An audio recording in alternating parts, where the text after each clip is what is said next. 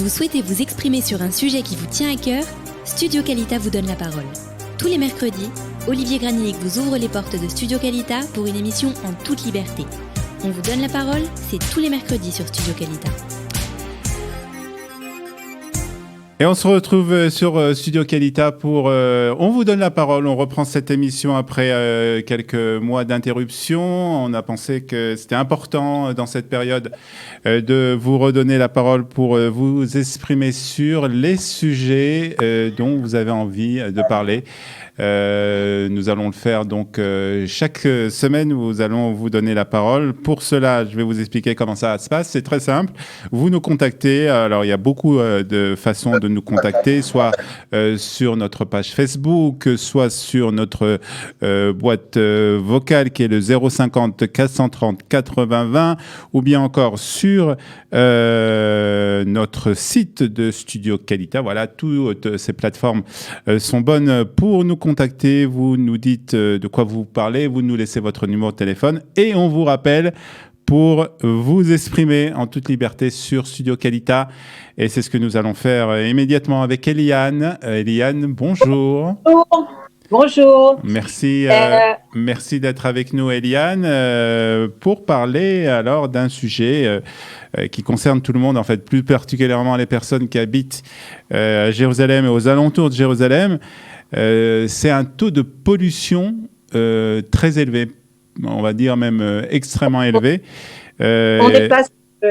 On dépasse toutes les échelles dépassées. Voilà, alors d'abord expliquez-nous comment on a observé ce taux de pollution, c'est ça. Moi, je suis très fragile des poumons et donc, par exemple, en novembre, je sais pas si tout le monde a remarqué, mais tout le monde était malade. Bon, moi, évidemment, je surveille énormément ça parce que je peux absolument pas sortir. Et donc, je regardais tous les jours, alors, parce que je vais pouvoir sortir. Puis tous les jours, j'ai remarqué qu'il y avait un cratère au-dessus de Jérusalem. Voilà. Et j'ai fini par réaliser et enquêter, mais qu'est-ce que c'est que c'est tous les jours. Et bon, je me suis un peu débattue et je suis arrivée jusqu'à Greenpeace. Et beaucoup de chance parce que donc je salue le docteur Jonathan Edenstein, Okay. Et il y a aussi Rebecca Vanish qui ont participé à faire ce rapport. Et figurez-vous que en fait, juste pour vous donner une idée, il y a des normes. La pollution essentiellement là-bas, c'est ce qu'on appelle des PM10, ce sont des microparticules qui sont inférieures à 10 microns. Et ces microparticules, elles vous rentrent dans les poumons, elles causent de l'asthme, des bronchites, des problèmes respiratoires permanents et malheureusement à longue échéance des cancers du poumon. Voilà. Et en fait, si vous voulez par exemple les normes par rapport à l'OMS, il ne faudrait pas que ça dépasse 20. Pour l'OMS, il ne faudrait pas qu'on respire du 50 PM10 3 jours par an. En France, à 80 PM10, c'est alerte. D'accord. Alerte à la pollution. Et en fait, l'OMS dit que si on respire une moyenne annuelle de 70 PM10, on augmente la morbidité de 15%. D'après le rapport qu'ont établi l'association, l'ONG Greenpeace, ils respirent les gens là-bas du 200 PM10 depuis 5 ans. Alors, 220 au lieu de, vous nous dites 20 200, ils respirent une moyenne annuelle de 200 PM10, mais il y a des jours à 600, 500, 800, il y a même eu du 1000, il y a eu du 3000. Il faut vraiment rentrer sur notre site internet, on a fait traduire le rapport Greenpeace en français. Vous pourrez aller lire tous les détails. Ils ont fait franchement un travail depuis 2015. Ils ont repris. On va faire un peu de l'ordre, Eliane, parce que c'est des choses qui sont assez alarmantes. D'abord, est-ce qu'on sait pourquoi, qui cause cette pollution? Alors, bien sûr. Alors, en fait, et surtout pourquoi ça fait un tel dégât. Moi, je voudrais vous montrer, si vous permettez un instant, je voudrais juste entrer avec vous sur une application. Au hasard, moi, je prends Breezometer parce que c'est celle vraiment qui correspond le plus avec mes poumons. Il y a des usines à béton en haut de la montagne à Tarot. Il y a aussi du tri de déchets de bâtiments. D'accord ? Donc voilà, je voudrais vraiment vous montrer que vous compreniez à quel point, vous voyez là, Ouais. voilà, ça c'est maintenant. Et c'est comme ça tous les jours. C'est-à-dire le point orange, c'est aux alentours de Jérusalem, Je Ramallah. m'approche, je vais l'augmenter, c'est au-dessus de Jérusalem. Ça va de Modéine à Malé Adoumim jusqu'en Jordanie. D'accord, je vais encore agrandir. C'est net là? Ouais, là c'est un peu moins, c'était bien là. Hein. Voilà, là c'est bien. Alors. Mais en fait là on est en Jordanie. Hein. Enfin, on a compris que les points orange c'était des points de pollution. Voilà. Voilà, on vous voit plus par contre, Eliane. D'accord. Voilà. On vous voit plus. Et en fait, on devrait être vert pour que ce soit respirable, quoi. Alors donc, ce sont des industries, des usines de ciment qui on vous voit plus par contre, Eliane. Ça serait bien qu'on vous revoie. Alors je viens, voilà. Ce sont des usines de ciment qui créent cette pollution.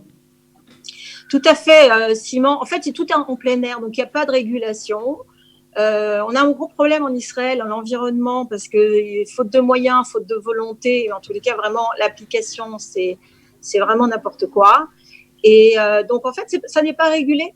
Ça n'est pas régulé. Un scandale sanitaire pareil, il devrait fermer tout de suite, quoi. Alors, que fait parce qu'il y a quand même un ministère de l'Environnement en Israël qui est chargé de ce genre d'affaires. Que fait le ministère de l'Environnement? Il a alerté, il sait, il connaît la situation? Alors, le problème, c'est qu'il y a des gens très bien intentionnés au ministère de l'Environnement qui ont justement essayé de déclarer cette zone comme une zone de pollution atmosphérique. Mais celui qui doit donner son aval, c'est le ministre Ze'ev Elkin. Il ne le fait pas. Voilà, il faudrait lui poser la question pourquoi. Et la municipalité de Jérusalem est tout à fait au courant et c'est eux qui donnent les licences commerciales. Donc là, pareil, pourquoi ils donnent des licences commerciales à des usines qui violent les normes exigées pour pas atteindre la santé de la population tout autour.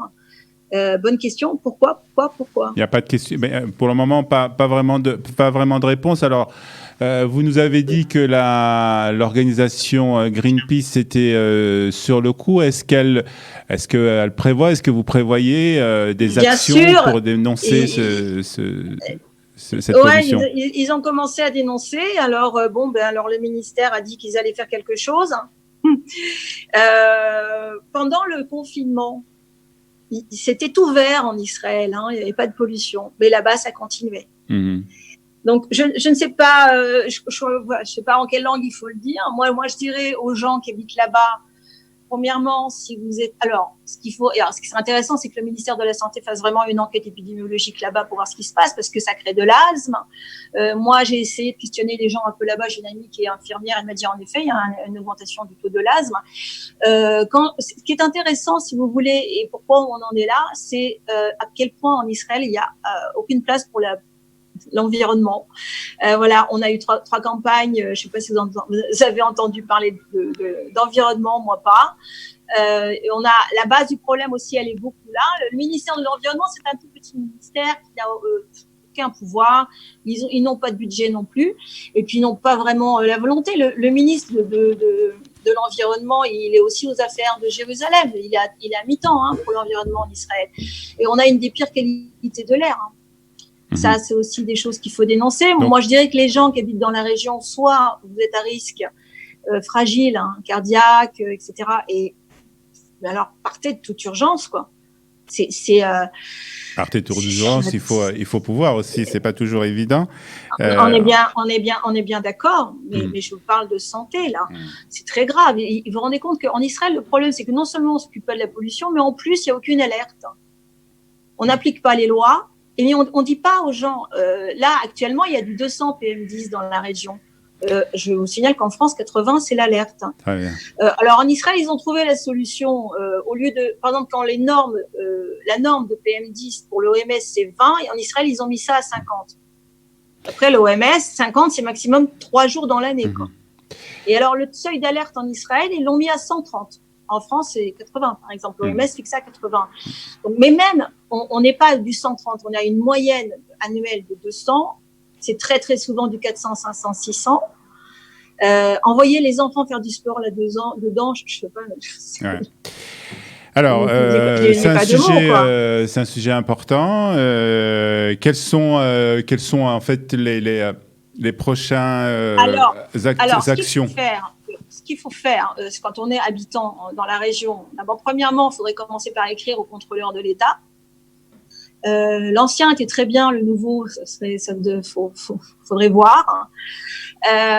Et puis, il faut écrire au conseiller municipal aussi. D'accord. Parce qu'en fait, c'est aux mairies de se battre pour défendre la population. Je sais pas, il faudrait fermer d'urgence, fermer tout ça. Alors, le ministère de l'Environnement prétend investir 40 millions de shekels prochainement, justement, pour protéger la population de ces usines. Moi, personnellement, je comprends pas pourquoi on met au sommet d'une montagne de telles usines, sachant pertinemment que la pollution tombe.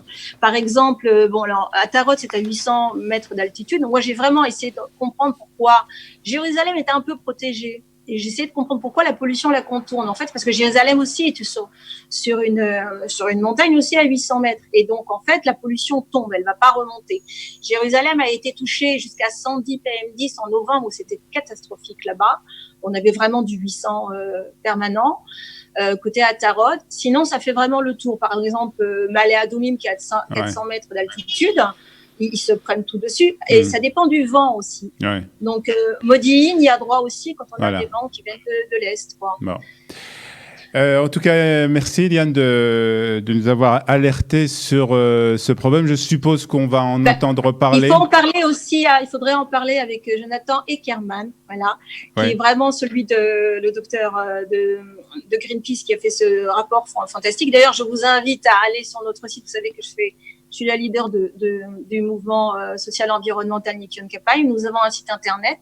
Et sur ce site internet, vous allez voir sur la page environnement, vous cliquez dessus, vous pourrez lire en détail, on a fait traduire le rapport de Greenpeace en français, vous pouvez lire vraiment le détail. Moi, je dirais même au-delà de ça, les gens qui sont malades, qui ont de l'asthme ou qui ont malheureusement attrapé un cancer du poumon, il faut compter 1 an et demi, 2 ans.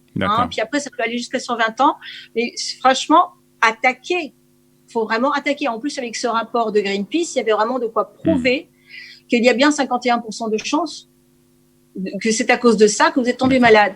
Et je pense que tant qu'on il n'y aura pas une amende, une mobilisation à payer à tout ça, ça ne dérangera jamais personne. D'accord. En tout cas, on invite, s'il y a des représentants de la mairie de Jérusalem ou du ministère de l'Environnement qui nous entend, à réagir justement à ces propos, à nous donner peut-être des réponses aux questions qui ont été posées aujourd'hui par Eliane. Et ils vont vous dire qu'il y a des procédures en route. Moi, je suis partie regarder. Ils ont mis, la police verte a mis une amende de 800 shekels. Enfin, vraiment des choses qui vont, des pourboires qui vont absolument pas les déranger. Enfin, je comprends pas qu'on ferme pas d'urgence. D'abord, on ferme. Et après, ils font les travaux.